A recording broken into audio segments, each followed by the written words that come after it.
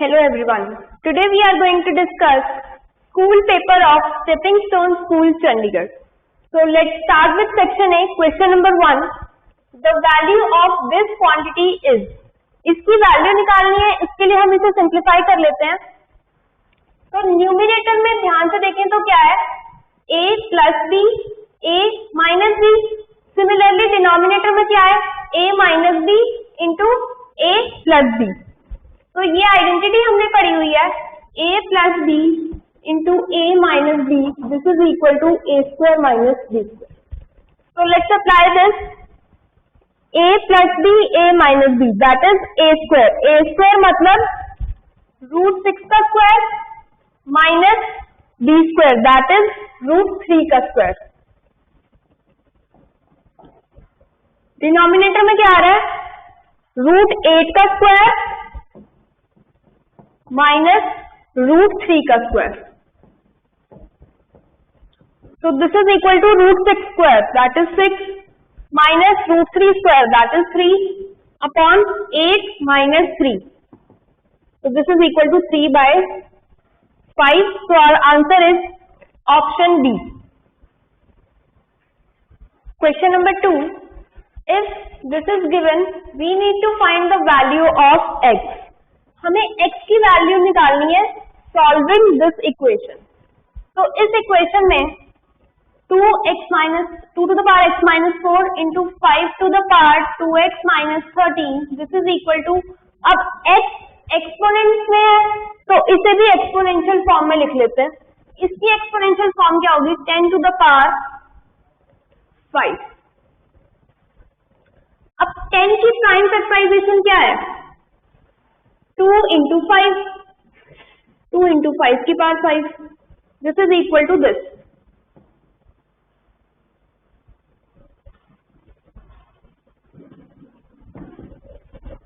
Right?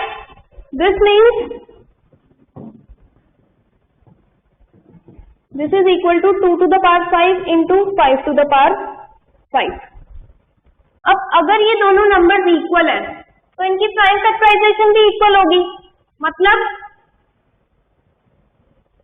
2 यहाँ पे base same है तो power is also same, that is x minus 4 is equal to 5. Similarly base same है तो exponents must be equal, therefore 2x minus 13 is equal to 5. x की value यहाँ से निकाल देते हैं, x क्या आएगा, 5 प्लस 4 दैट इज 9. यहाँ से भी x क्या आएगा, 5 plus 13, that is 18 by 2, which is equal to 9. So the value of x is 9. Option B. Question number 3. Johnson conducted a survey on the selection process in an airport of girls. The initial selection is based on height. Height के base पे selection करनी है. The height is divided into 3 categories as 5 feet, 5 feet height, above 5 feet and below 5 feet. The percentage probability of getting selection is shown in the below pie chart. इस pie chart में probability of getting selection दी हुई है. कैसे, ये जो portion है this is above 5 feet, ये portion 5 feet and ये portion below 5 feet. What is the probability of girls getting selection of 5 feet? 5 feet के सिलेक्शन की क्या प्रोबेबिलिटी है, ये हमें फाइंड करना है. Which is this portion, that is 30%. 30%, तो प्रोबेबिलिटी क्या आ गई, 30/100, that is 3/10. So the correct answer is option D. Question number 4. The mean of 5 numbers is 30. If 1 number is excluded, there mean becomes 28. The excluded number is 5 numbers, say x1, x2, x3, x4, x5. इनका mean दिया हुआ है 30. अगर इनका mean 30 है तो सम of observations क्या होगा,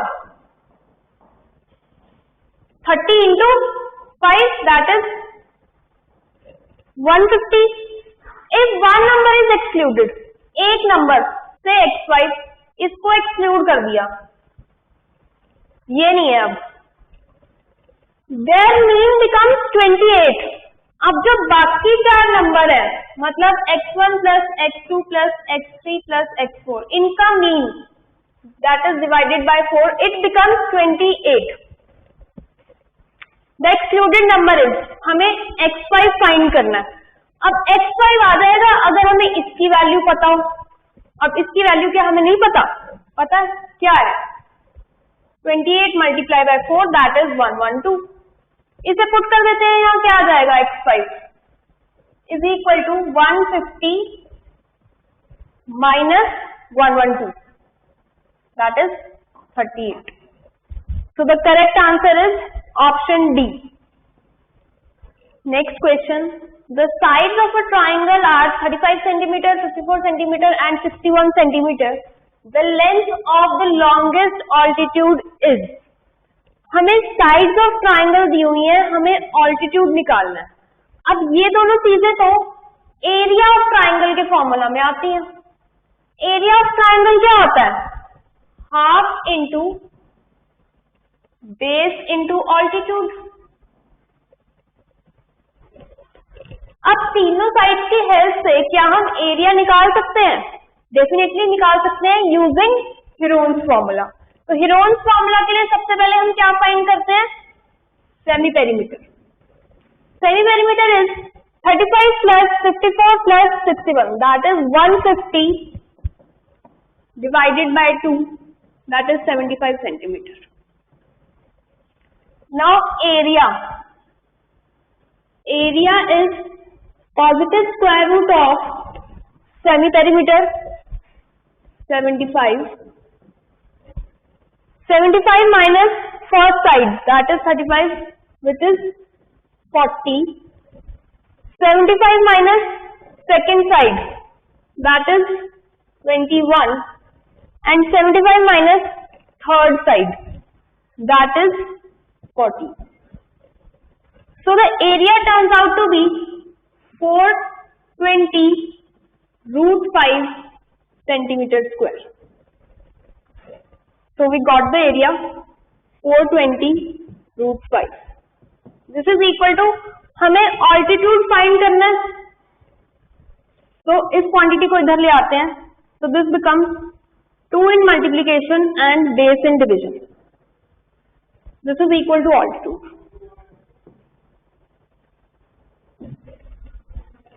अब हमें लेंथ ऑफ लॉन्गेस्ट ऑल्टीट्यूड निकालनी है.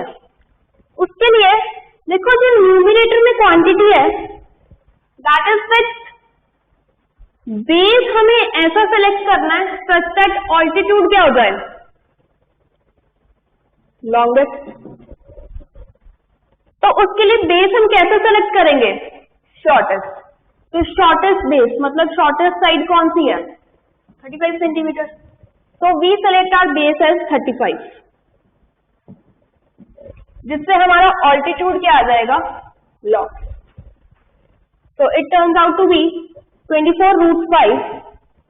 root 5 की वैल्यू पुट की तो approximately it becomes 54 centimeter. The correct answer is option D. Question number 6. A tree is located 6 meters to the west and 8 meters to the south of a flag post. If the flag post is the origin, what will be the coordinates of the location of the tree? Coordinates की बात हो रही है तो सबसे पहले हम क्या बना लेते हैं? Cartesian plane. So this is our Cartesian plane. And directions की बात हो रही है, so let's mark that this is west, north, east and south. If the flag post is the origin पे flag post है,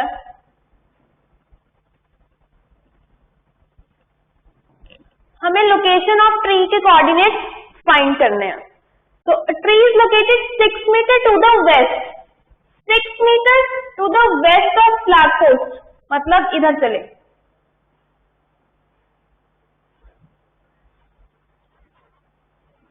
So this is 6 meter and 8 meter to the south. 8 meter south जाना है. से ये Here is our tree. इसके coordinates find करने हैं. तो इसका x कोऑर्डिनेट क्या होगा? What is x coordinate? Perpendicular distance from y axis, that is this distance, which is equal to this distance, that is 6. अब क्योंकि y एक्सिस के लेफ्ट में चले हैं, so it will be -6. What will be the y coordinate? Perpendicular distance from x axis, that is 8. अब क्योंकि x axis के नीचे चले हैं, नेगेटिव साइड है, तो -8. तो कोऑर्डिनेट हमारे पास क्या आ गए? -6, -8, दैट इज ऑप्शन डी. पर क्या इतना सब करने की जरूरत थी? देखो कोऑर्डिनेट कैसे हैं, 6, 8, 6, 8, 6, 8, 6, 8. हमें सिर्फ क्वाड्रेंट डिसाइड करना है. तो क्वाड्रेंट तो पहली बार में ही दिख गया था, इट इज थर्ड क्वाड्रेंट. तो थर्ड क्वाड्रेंट में x कोऑर्डिनेट भी नेगेटिव, y कोऑर्डिनेट भी नेगेटिव, तो answer is -6, -8. Question number 7. The area of an equilateral triangle is 35 metre square. Its perimeter approximately is. हमें एरिया ऑफ इक्विलेटरल ट्राइंगल दिया हुआ है, हमें उसका पेरीमीटर निकालना है. तो पेरीमीटर निकालने के लिए क्या निकालना पड़ेगा? साइड्स ऑफ ट्राइंगल, वो निकाल लेते हैं with the help of area. Area क्या गिवन है? 35 metre square, right. Area of an equilateral triangle होता क्या है? √3/4 into side square, this is equal to 35. तो यहां से साइड निकालने के लिए side square becomes 4 into 35, that is 140 divided by √3. This is equal to 80.92. Since हमें अप्रोक्सीमेट पेरीमीटर पूछा है, तो this is approximately equal to 81. तो साइड स्क्वायर इज 81. तो यहां से साइड कितनी आ गई? 9. So our perimeter becomes 3 into 9, that is 27 meter. So correct answer is option C. Question number 8. An angle is 20 degree more than 3 times the given angle. If the two angles are supplementary, then the angles are. अब जो angle है 20 degree मोर, मतलब +20, more than what? 3 times the given angle, right? तो option से check करें. अगर given angle is 40 degree, तो second angle कितना होना चाहिए? 120 + 20, दैट इज 140 डिग्री. तो ये ऑप्शन ठीक लग रहा है. सेकेंड कंडीशन क्या है? If two angles are supplementary, इन दोनों का सम कितना होना चाहिए? 180 degree, which is also right. इन दोनों का सम 180 डिग्री तो है. तो बाकी ऑप्शन हमें चेक करने की जरूरत ही नहीं है. Correct answer is option A. Question number 9. In the given figure P is parallel to Q, the value of x is. हमें x की वैल्यू निकालनी है और हमें ये एंगल दिया हुआ है 70. अगर ये एंगल 70 डिग्री है, तो ये वाला एंगल कितना होगा? 180 - 70, दैट इज 110 डिग्री. अब ये और ये एंगल कैसे हैं? कॉरस्पॉन्डिंग एंगल्स, क्योंकि P और Q पैरेलल है. तो अगर ये कॉरस्पॉन्डिंग एंगल्स हैं, तो 2x is equal to 110 degree. तो यहाँ से x कितना आ गया? 110/2, that is 55. So answer is option A. Question number 10. In the given figure, AB is parallel to ED. The value of x is. हमें x की वैल्यू निकालनी है. देखा जाए तो x इस ट्राइंगल में आ रहा है,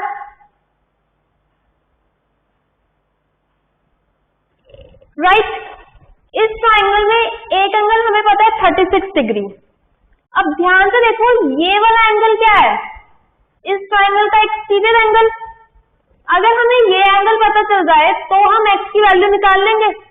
ये एंगल तो हमें पता ही है कितना है, since AB is parallel to ED, so these are corresponding angles, so this angle is 62 degree. अब एक्सटीरियर एंगल प्रॉपर्टी क्या कहती है, 62 degree is equal to sum of interior opposite angles, that is 36 degree plus x, तो यहाँ से x क्या आ गया 26 degree, that is option A. So let's move to the subjective part. Question number 11.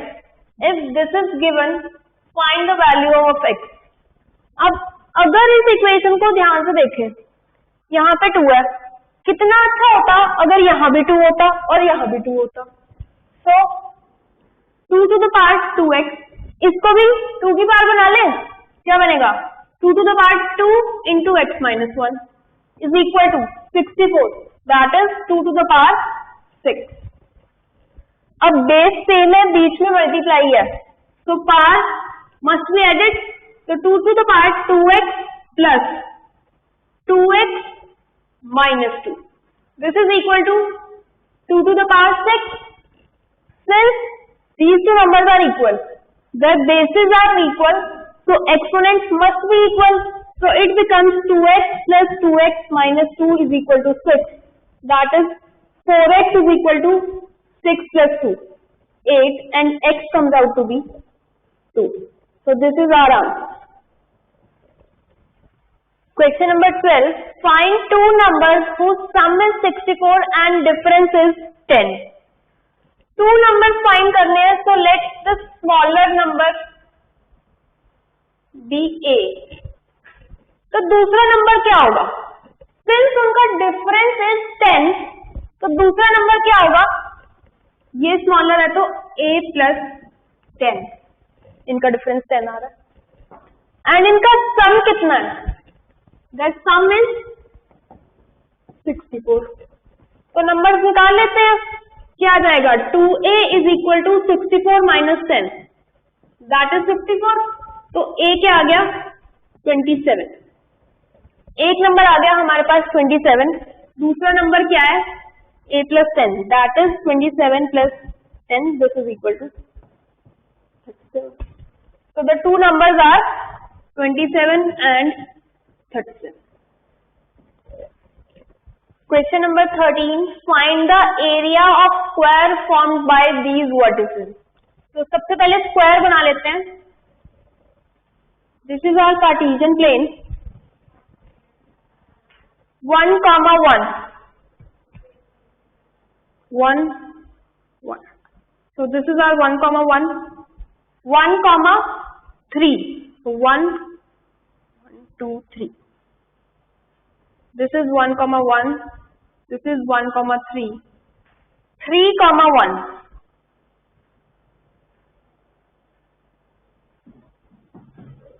And 3, 3. इनको ज्वाइन करने से square बन रहा है.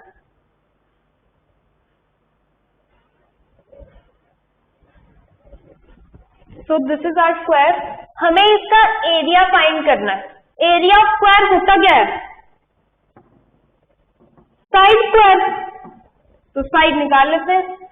साइड के लिए देखें तो ये डिस्टेंस कितना है 3 यूनिट, और ये डिस्टेंस कितना है 1 यूनिट. तो साइड कितनी आ जाएगी 3 minus 1, दैट इज 2 यूनिट. तो एरिया क्या आ गया 2 square, that is 4 square unit.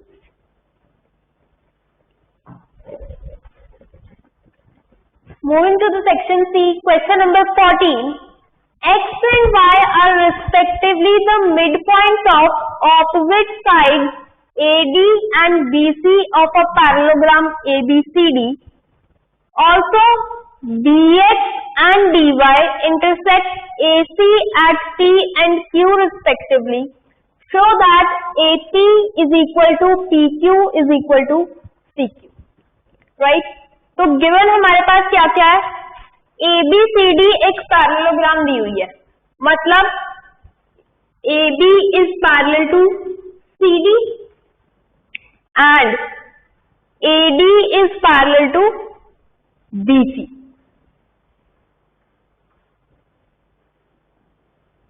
Also parallelogram है तो opposite sides equal, मतलब AB is equal to CD and AD is equal to BC.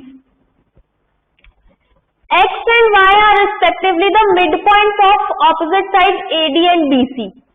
AD का midpoint X दिया हुआ है, मतलब AX is equal to DX and Y is the midpoint of BC, मतलब DY is equal to YC.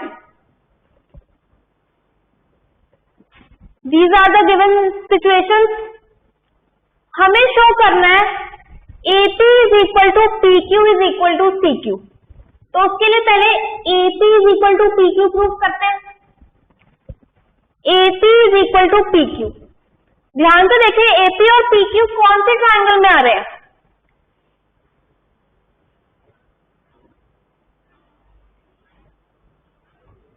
इस triangle में. अब triangle AQD, इसमें AP और PQ आ रहे हैं. और इस ट्रायंगल में क्या गिवन है? That X is the mid point of AD.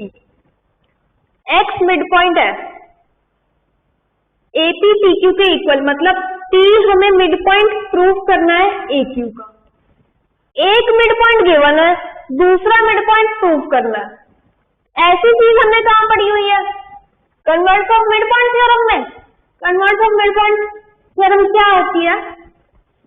अगर हमारे पास एक ट्रायंगल दी हुई है ABC, E is the mid point of AB.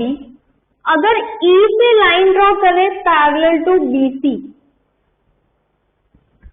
तो it intersects AC at its mid point, मतलब FB क्या हो जाएगा? Mid point of AC.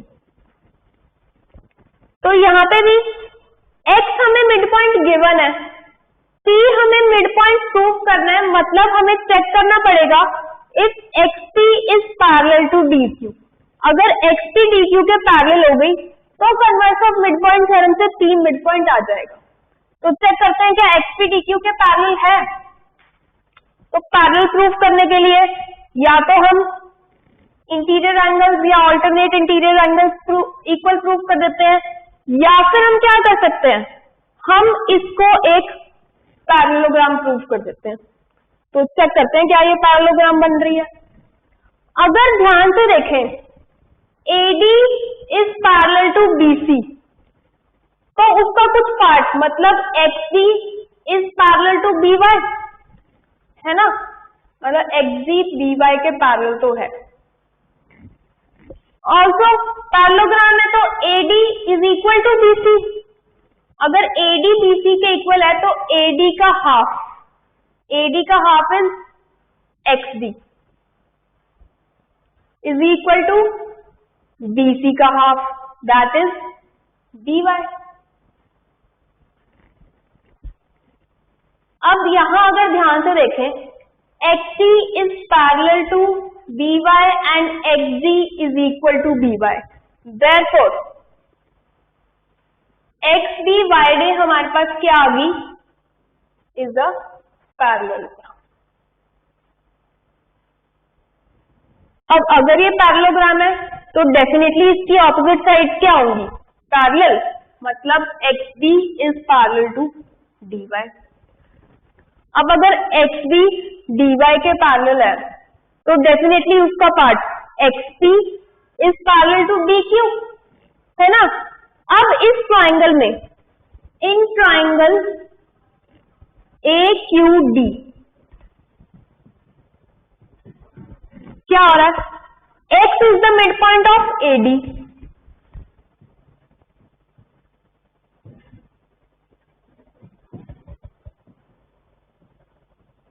Right, and XP is parallel to DQ. So by converse of midpoint theorem,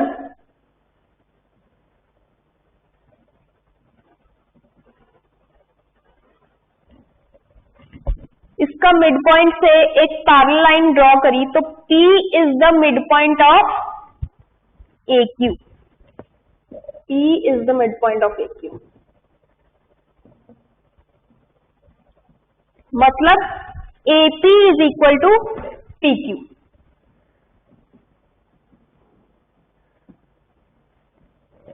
तो एक part तो हमने prove कर दिया that AP is equal to PQ. अब प्रूफ कर देते हैं PQ is equal to CQ. अब ध्यान से देखिए PQ एंड PQ ये किस ट्राइंगल में आ रहे हैं? इसमें ट्राइंगल CPB. तो in triangle CPB again Y is the mid point of CB and YQ is parallel to BP. क्यों? अभी हमने प्रूव किया था that XB YD is a parallelogram. So Y is the midpoint and a parallel line is drawn to this side. Therefore, Q is the midpoint of CP. Q is the midpoint of CP मतलब CQ is equal to PQ. So we have AP is equal to PQ and PQ is equal to CQ. Therefore, AP is equal to PQ is equal to CQ. Hence is our proof. Question number 15. The triangular side walls of a flyover have been used for advertisement. The side walls are 13 meter, 14 meter and 15 meter. The advertisement yield an earning of rupees 2,000 per meter square per year. A company hired one of its walls for 6 months. How much rent did it pay? तो एक triangular side walls flyover की advertisement के लिए use हो रही है जिसकी side हमें दी हुई है, ट्राइंगल की साइड हमें गिवन है और जो एडवर्टीजमेंट है वो अर्निंग कितनी दे रही है? ₹2,000 per metre square per year. Means 1 year में पर मीटर स्क्वायर मतलब 1 ईयर में 1 मीटर स्क्वायर के लिए कितने रुपीज दे रही है? ₹2,000. राइट. कंपनी ने 6 मंथ्स के लिए हायर किया, हमें बताना है उसने कितना रेंट दिया. तो अगर हम 1 ईयर का रेंट निकालें तो 6 मंथ का रेंट हम निकाल ही सकते हैं. अब 1 ईयर के लिए उसने कितना रेंट दिया? 1 मीटर स्क्वायर के लिए ₹2,000 दिए. हमें पता लगाना पड़ेगा कि कितने मीटर स्क्वायर थे जिसके लिए उसने कितने रुपीज दिए. तो मीटर स्क्वायर कैसे पता चलेंगे ट्राइंगल के कितने थे? Using area of triangle. और एरिया कैसे आएगा? साइड की हेल्प से. तो लगाते हैं फिर हीरोन्स फॉर्मूला. हीरोन्स फॉर्मूला के लिए सबसे पहले क्या निकालना होता है? Semi perimeter. वो कितना आएगा? 13 प्लस 14 प्लस 15 divided by 2 that is 21 metre. अब एरिया निकाल लेते हैं. एरिया क्या आएगा? Positive square root of 21 into 21 minus 13 8, 21 minus 14 7, 21 minus 15 6. So this turns out to be 84 meter square. तो हमें पता चल गया टोटल मीटर स्क्वायर कितने हैं? 84. 1 मीटर स्क्वायर के लिए 2,000 रुपीज दे रहा है. 84 मीटर स्क्वायर के लिए कितने देगा? 84 मल्टीप्लाई बाय 2,000 विच इज 168,000. इतने रुपीज देगा. कब? 1 ईयर में. तो 1 ईयर का रेंट इतना है. 6 मंथ का कितना होगा? 6 मंथ का कितना होगा? इसका हाफ. तो इसका हाफ कितना? 84,000 रुपीज. तो उसने कितना रेंट पे किया? This is our answer. Question number 16. Construct a triangle ABC in which BC is 7 centimeter, angle B is 75 degree and AB plus AC is 13 centimeter. तो पहले देखते हैं कि ऐसे ट्राइंगल्स कंस्ट्रक्ट कैसे करते हैं. सबसे सबसे पहले हमें BC दिया हुआ है, तो BC बना लेते हैं 7 centimetre. This is BC 7 centimetre. Angle B बनाएंगे 75 degree. So this is 75 degree angle B। अब ABC ट्राइंगल बनाने के लिए हमें A पॉइंट चाहिए। अगर हमें AB दिया होता तो हम आर्क लगा के ABC ट्राइंगल बना लेते, पर अब हमें क्या दिया हुआ है, AB प्लस AC। तो अब कैसे बनाएं? AB प्लस AC की आर्क लगाते हैं पहले। तो दिस इज 13 सेंटीमीटर। इस पॉइंट को नाम दे दिया D। इसको ज्वाइन किया। हमें ट्राइंगल चाहिए ABC, मतलब हमें इस लाइन पे A ढूंढना है। तो A यहां पे है, राइट। तो AB हमें मिल गया। ये कितना है, AC, और ये भी क्या है, AC। मतलब हमें एक ऐसा पॉइंट ढूंढना है which is equidistance from this point as well as this point, right. तो ऐसा पॉइंट कैसे ढूंढे? देखो, अगर इस लाइन पे मैं ऐसा पॉइंट ढूंढती हूँ विच is equidistance from D and C, तो वो कैसे मिलता है? और इसका परपेंडिकुलर बाइसेक्टर बना देते हैं। परपेंडिकुलर बाइसेक्टर का मतलब यही होता है that this point is equidistance from D and C। In fact इस लाइन पे हर पॉइंट इक्वी डिस्टेंस है D और C से, चाहे वो ये वाला पॉइंट हो, चाहे ये पॉइंट हो, चाहे ये पॉइंट हो, कोई भी पॉइंट हो। पर हमें कौन सा पॉइंट चाहिए जो इस लाइन पे लाई कर रहा है, which is this point. So this is our A, जो कि यहां से और यहां से इक्वल डिस्टेंस पे है। तो हमारी ट्राइंगल क्या आ जाएगी, ये ट्राइंगल ABC। ठीक है, अब पता चल गया कैसे बनाते हैं। अब बनाते हैं कैसे। सबसे पहले बनाई BC,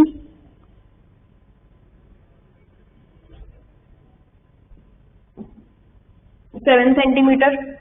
angle B 75 degree construct करना है। कंस्ट्रक्ट कैसे करते हैं 75 डिग्री का एंगल? सबसे पहले आर्क लगाई, पहले बनाया 60, फिर 120, उससे 90 और 60 के बीच में, मतलब इस एंगल का bisector. This is our angle of 75 degree. अब AB plus AC is equal to 13 centimetre. तो 13 सेंटीमीटर की आर्क लगाई, तो यहां पे इसको नाम दे दिया D and join it with C। अब A ढूंढने के लिए क्या करेंगे, इसका क्या, इस लाइन का क्या बनाएंगे, परपेंडिकुलर बाइसेक्टर। तो परपेंडिकुलर बाइसेक्टर कंस्ट्रक्ट करने के लिए यहां से आर्क लगाई, यहां से आर्क लगाई, प्रकार उतनी खुली रहने देनी है। तो ये बन गया हमारे पास। ये परपेंडिकुलर बाइसेक्टर इस लाइन को जहां पे कट करेगा वो पॉइंट क्या आ जाएगा हमारे पास, A। तो A को C से ज्वाइन किया और required triangle is ABC।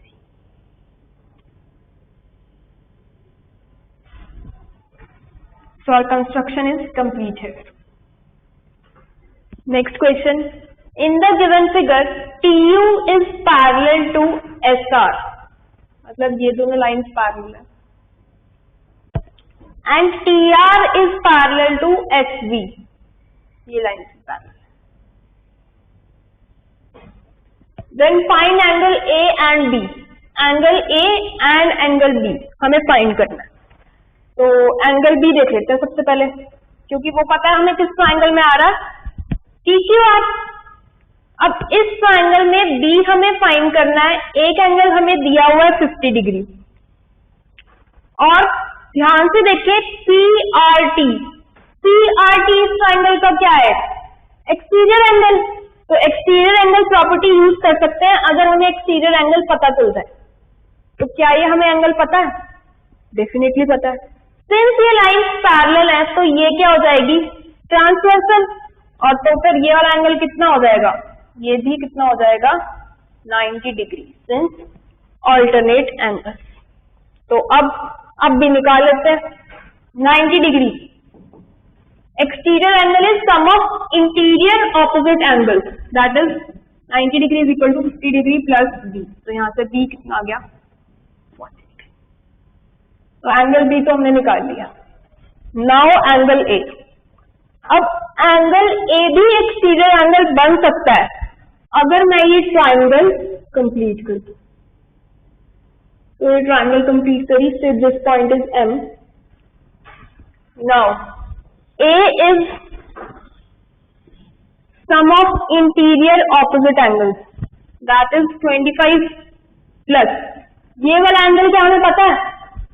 This one definitely पता है, सिंस ये लाइन पैरेलल है जिनका हमने अभी तक यूज नहीं किया था। तो ये एंगल्स क्या हो जाएंगे? Alternate angles. तो ये भी कितना आ जाएगा? 90 डिग्री।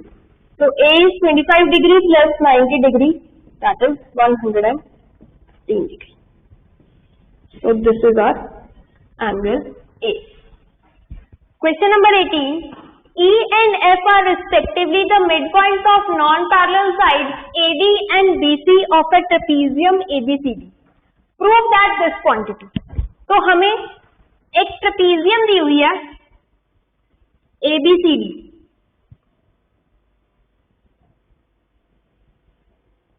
जिसकी नॉन पैरेलल साइड्स है AD एंड BC। तो ABCD इज आवर ट्रेपीजियम।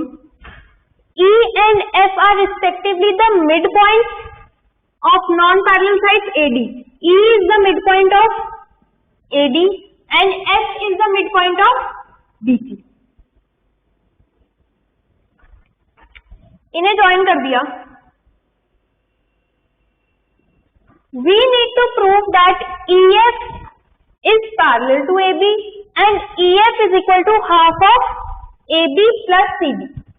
अब ध्यान से देखो, ऐसी ऐसी चीज प्रूव करनी हमने सीखी हुई है। कहाँ पे? मिड पॉइंट थ्योरम में। मिड पॉइंट थ्योरम क्या कहती है? अगर एक ट्राइंगल में दो साइड्स हैं AB एंड AC, उनके मिड पॉइंट गिवन है E एंड F। अगर उनको ज्वाइन कर दे then it is parallel to the third side and is half of it. तो अब यहाँ पे भी कुछ ऐसी चीज गिवन है, E और F मिड पॉइंट गिवन है। और ध्यान से, मिड पॉइंट थ्योरम कहाँ लगती है? एक ट्राइंगल में, और यहाँ पे हमें क्या दिया हुआ है? ट्रेपीजियम। तो सबसे पहले अगर हम मिड पॉइंट थ्योरम का यूज करना चाहते हैं, हमें एक ट्राइंगल कंस्ट्रक्ट करनी पड़ेगी। कैसी ट्राइंगल? जिसके E एंड F क्या हो? Mid point. तो करें, E मिड पॉइंट है AD का, ऐसी ट्राइंगल बना लेती हूँ सच दैट F भी कुछ मिड पॉइंट जैसा हो जाए। तो मैंने ट्राइंगल बनाई है।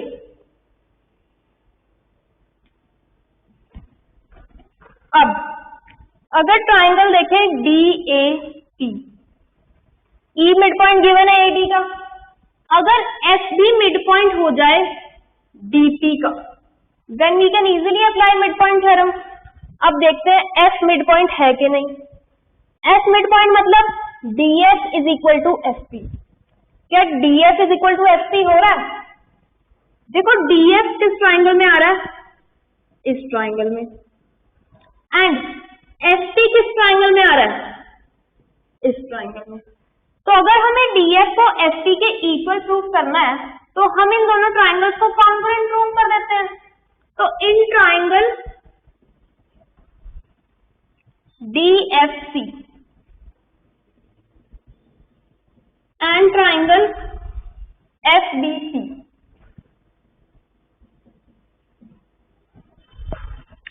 सबसे पहले क्या दिख रहा है? This angle. So this is angle 1 and this is angle 2. Angle 1 is equal to angle 2. ये तो दिख ही रहा है, vertically opposite angles. एक चीज का अभी तक यूज नहीं किया, that F is the midpoint of DC. मतलब this side is equal to this side. FC is equal to FB. Right. अब तीसरी चीज क्या हो रही है, किसका यूज नहीं किया, इट इज अ ट्रेपीजियम, मतलब DC is parallel to AB, that is AP। तो ये वाला angle, angle 3 is equal to angle 4, alternate angles, तो angle 3 is equal to angle 4। तो these two triangles are congruent by which criteria, angle side angle। so by angle side angle criteria, triangle CFD is congruent to triangle BFP। अब अगर ये दोनों triangles congruent होगी, मतलब इनके corresponding part, हमें क्या चाहिए था, DF is equal to SP, तो DF is equal to SP हो गया बाय CPCT। अगर DF is equal to SP है, मतलब F is the mid point of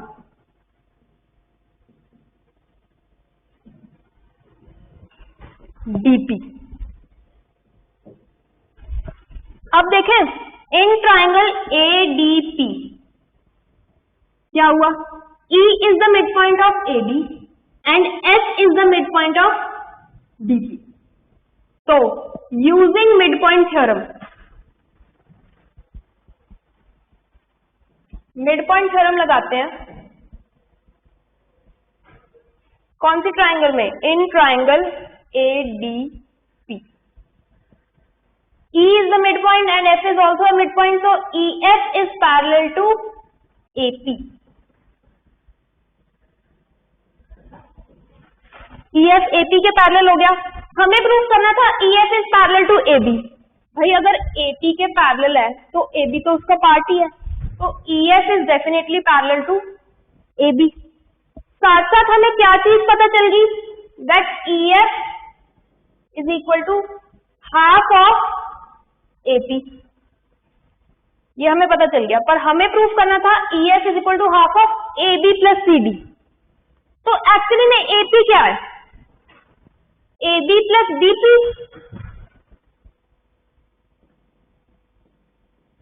यही तो है। अब AB प्लस DP, हमें चाहिए था AB प्लस CD, मतलब DP की जगह पे क्या चाहिए, CD। तो क्या वो आ रहा है, देखो अगर ये ट्राइंगल्स कॉन्ग्रुएंट हैं तो BP भी तो CD के इक्वली होगा, corresponding parts of congruent triangles. तो BP की जगह वी कैन राइट CD। तो EF is parallel to AB and EF is equal to half of AB plus CD। Question number 19, ABC and DBC are two triangles on the same base BC such that A and D lie on the opposite sides of BC। AB AC के इक्वल है and DB is equal to DC। Show that AD is the perpendicular bisector of BC। तो सबसे पहले हम figure बनाते हैं। ABC and DBC are two triangles on the same base BC। BC दोनों ट्राइंगल्स का बेस दिया हुआ है।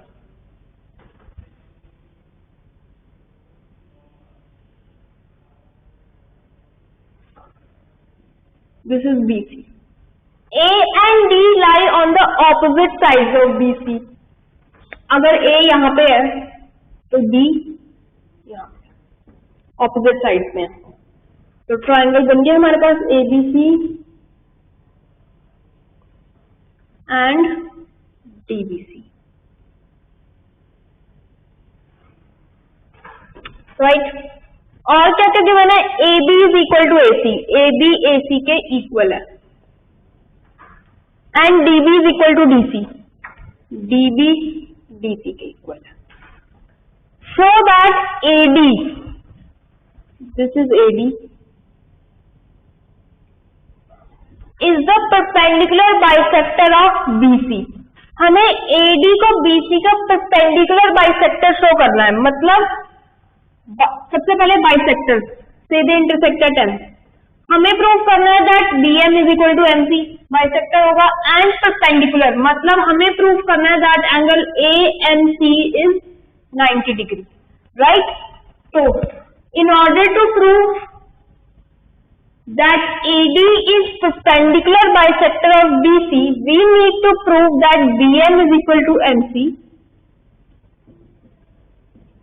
and angle AMC is 90 degree.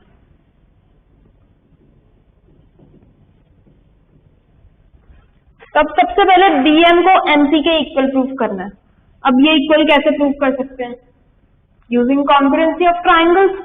अब ये किन किन ट्राइंगल्स में आ रहे हैं? BM आ रहा है इन ट्राइंगल ABM एंड MC आ रहा है इन ट्राइंगल ACM। तो क्या ये दोनों ट्राइंगल्स कॉन्ग्रुएंट हो रही हैं? देखो एक चीज तो हमें गिवन है that AB is equal to AC, एक चीज हमें दिख रही है AM is equal to M common side. तीसरी चीज हमें प्रूव करनी पड़ेगी फॉर कॉन्ग्रुएंसी। अब तीसरी चीज या तो हमें एक साइड मिल जाए या हमें ये वाला इंक्लूडेड एंगल मिल जाए। अब ये साइड तो मिल नहीं सकती क्योंकि ये तो हमें प्रूव करनी है। क्या एंगल हमें मिल सकता है? अब ध्यान से देखो, इन दोनों एंगल्स को इक्वल प्रूफ करना है। उसके लिए हमने एक चीज का अभी तक यूज नहीं किया, that BD is equal to CD, right. तो अगर ये दोनों ट्राइंगल्स कॉन्ग्रुएंट प्रूव नहीं हो रही तो हम ये बड़ी वाली ट्राइंगल्स कॉन्ग्रुएंट प्रूव कर देते हैं, वो तो हो रही है। तो in triangle ABD and triangle ACD,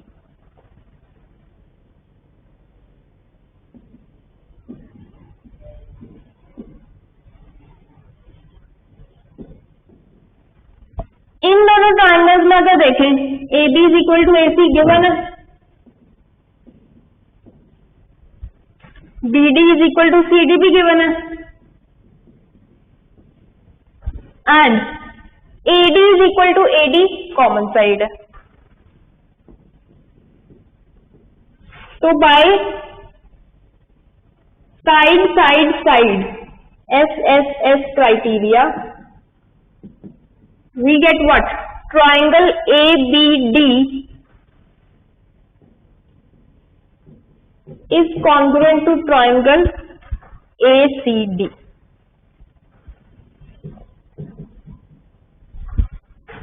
Right? अगर ये दोनों ट्राइंगल्स कॉन्ग्रुएंट होगी तो डेफिनेटली एंगल 1 किसके इक्वल हो गया? एंगल 2 के, बाय CT। अब अगर एंगल 1 एंगल 2 के इक्वल हो गया तो ये वाली दोनों ट्राइंगल्स कॉन्ग्रुएंट हो जाएंगी। तो in triangle ABM and triangle ACM,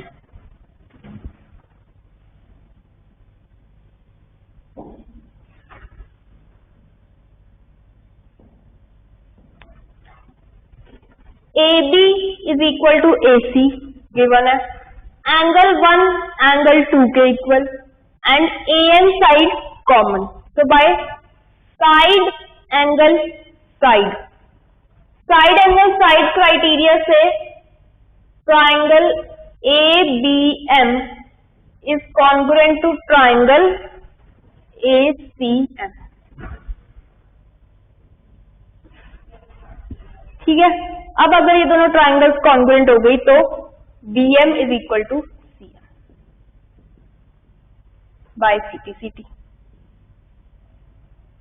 अगर BM is equal to CM हो गई तो डेफिनेटली बाइसेक्टर तो हो गया। अब परपेंडिकुलर के लिए और हमें क्या प्रूव करना था? Angle AMC is equal to 90 degree. फिर this is angle 3 and this is angle 4। अगर ये दोनों ट्राइंगल्स कॉन्ग्रुएंट हैं तो definitely angle 3 is equal to angle 4। Angle 3 और एंगल 4 इक्वल है और इनका सम कितना है? Angle 3 plus angle 4 is 180 degree because linear है। तो एंगल 3 4 के इक्वल भी है, एंगल 3 प्लस एंगल 4 180 डिग्री भी है। तो यहाँ से एंगल 3 कितना आ गया? इसकी जगह पुट किया तो twice of angle 3 is equal to 180 degree and angle 3 is equal to 90 degree. So BM is equal to MC and this angle is 90 degree. Obviously this angle is also 90 degree. So AD is the perpendicular bisector of BC. Question number 20. If x plus 1 upon x is equal to root 7, we need to find the values of these three quantities. So सबसे पहले x square plus 1 upon x square. अब इसकी help से ये कैसे आ सकता है? देखो हमें दिया हुआ है x plus 1 upon में x is equal to root 7 और हमें तो x square plus 1 upon x square निकालना है. तो स्क्वायरिंग कर देते हैं. Squaring both sides. स्क्वायरिंग की तो क्या आ गया? a प्लस बी का होल स्क्वायर, मतलब सबसे पहले x का स्क्वायर प्लस 1 अपॉन x का square plus 2 into x into 1 by x. This is equal to root 7 का स्क्वायर, दैट इज 7. नाउ ये क्वांटिटी हमें फाइंड करनी है. x से x तो कैंसिल हो गया, क्या आ गया? x square plus 1 upon x square. This is equal to 7 minus 2. So x square plus 1 upon x square क्या आ गया? 5. Next part, x to the power 4 plus 1 upon x to the power 4.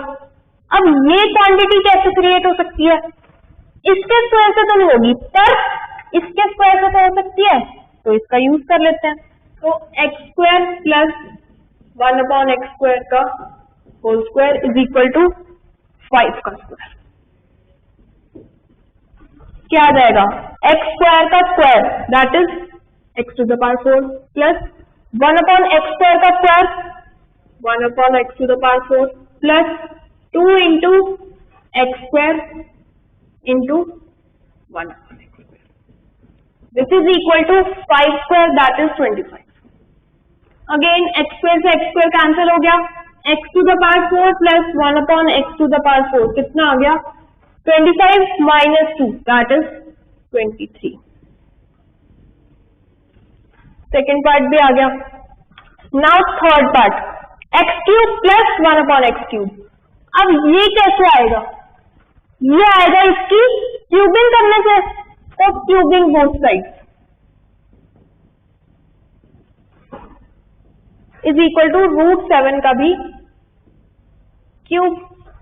इसका cube क्या होता है? a plus b का whole cube that is x cube plus 1 upon x cube plus 3 into x into 1 upon x into x plus 1 upon x. This is equal to root 7 का cube that is root 7 multiply root 7 multiply root 7. क्या बन गया? 7 root 7. Now हमें x cube plus 1 upon x cube find करना है plus 3 x to x cancel. X plus 1 upon x की value कितनी है? रूट 7. तो 3 into root 7 is equal to 7 root 7. तो x cube plus 1 upon x cube कितना आ गया? 7 रूट 7 माइनस 3 root 7. This is equal to what? 7 minus 3 4 root 7. So this is our third part. अब ध्यान से देखो, इसे और फास्टर वे से भी कर सकते थे. अगर आपको एक आइडेंटिटी याद है that a cube plus b cube, ये कितना होता है? a plus b into a square plus b square into minus a p.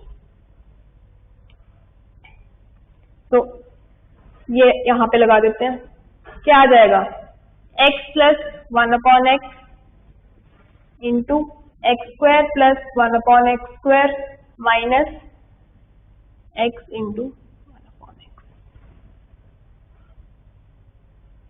तो x प्लस 1 अपॉन एक्स हमें पता है कितना है? रूट 7. तो this is root 7. X square plus 1 upon x square भी हमें कितना है? 5. माइनस ये तो कैंसिल हो गया, तो क्या आ गया 1.